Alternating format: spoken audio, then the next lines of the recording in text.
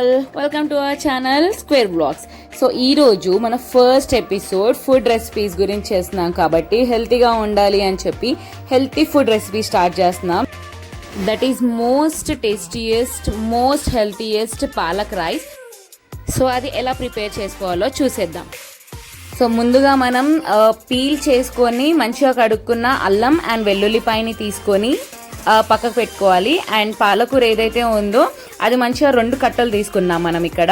So ఆ 2 కట్టలు తీసుకొని నీట్గా కడిగేసుకొని అల్లం, వెల్లుల్లిపాయ యాజ్ వెల్ పాలకూర మూడింటిని గ్రైండ్ చేసుకొని చాలా ఫైన్ పేస్ట్ చేసుకోవాలి. దాన్ని ఎక్కడ ఏ లంప్స్ ఉండకూడదు అనమాట. మంచి కొన్ని వాటర్ వేసుకొని మంచి ఫైన్ పేస్ట్ చేసుకొని పక్కకు పెట్టేసుకోండి. సో ముందుగా స్టవ్ ఆన్ చేసుకొని దాని మీద మంచి వెడల్పుగా ఉండే కడాయి పెట్టుకోండి. దాంట్లో 1 టేబుల్ స్పూన్ ఆయిల్ వేసుకొని, అండ్ ఆయిల్ చాలా మంచి హీట్ అవ్వాలి. సో అది ఒకసారి హీట్ అయిన తర్వాత దాంట్లో కొంచెం నెయ్యి కూడా వేసుకోండి, బికాజ్ మంచి ఫ్లేవర్ ఇస్తుంది అది పాలక్ రైస్కి.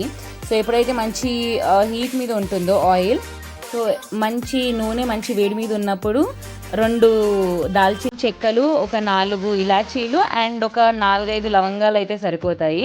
సో అవి వేసిన తర్వాత ఫ్లేవర్ కోసం కొన్ని 5-6 జీడిపప్పులు మంచిగా కట్ చేసుకొని వేసుకోండి చిన్న చిన్న ముక్కలుగా. పంటికి అలా తాకుతూ ఉంటే ఆ టేస్టే వేరే ఉంటుంది. అండ్ పచ్చిమిర్చీలు అంటే 1 పచ్చిమిర్చి 2గా తరుక్కొని 5-6 పచ్చిమిర్చిలు వేసుకోండి, సరిపోతుంది కారం కోసం.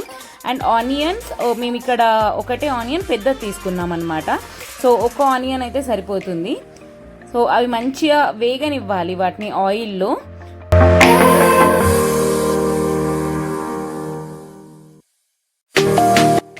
నాకు 5 నిమిషాలకి ఆనియన్స్ ఏవైతే ఉన్నాయో చాలా బాగా వేగిపోయాయి. అవి కొద్దిగా లైట్ బ్రౌనిష్ కలర్ వస్తే సరిపోతాయి. అండ్ ఇప్పుడు దాంట్లో కొద్దిగా పసుపు వేసుకోండి. అండ్ ఆ పసుపు ఏదైతే ఉందో దాని పచ్చివాసన పోయే వరకు మనం కలుపుకుంటే సరిపోతుంది. అండ్ ఈ స్టేజ్లో మనకి ఎంతైతే అంటే అన్నం ఉంటుందో దానికి సరిపడే అంత ఉప్పు వేసుకోండి. నేను ఎగ్జాక్ట్గా చెప్పలేను, బికాజ్ మనం ఎంతమందికి చేసుకుంటామో తెలియదు కాబట్టి.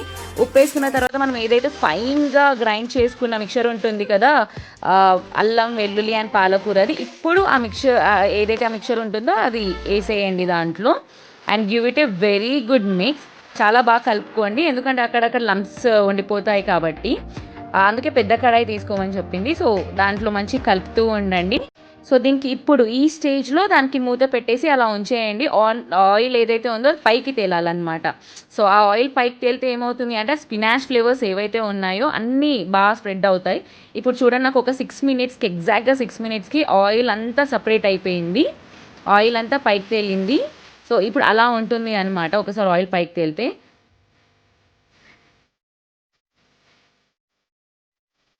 సో ఈ స్టేజ్లో మనం రైస్ వేసుకొని మంచి కొంచెం హై ఫ్లేమ్ మీద పెట్టుకొని మంచి స్టిర్ ఇచ్చేయాలి, జస్ట్ ఫర్ 1 మినిట్ అంతే. అంతే, ఇది ఎంతో ఈజీగా ఉండే ఎంతో టేస్టీగా ఉండే పాలక్ రైస్ రెడీ అయిపోయింది. ఇది మీరు కూడా ఇంట్లో ట్రై చేసి మీకు ఎలా కుదిరిందో మనకి కమెంట్ బాక్స్లో కమెంట్ చేయండి.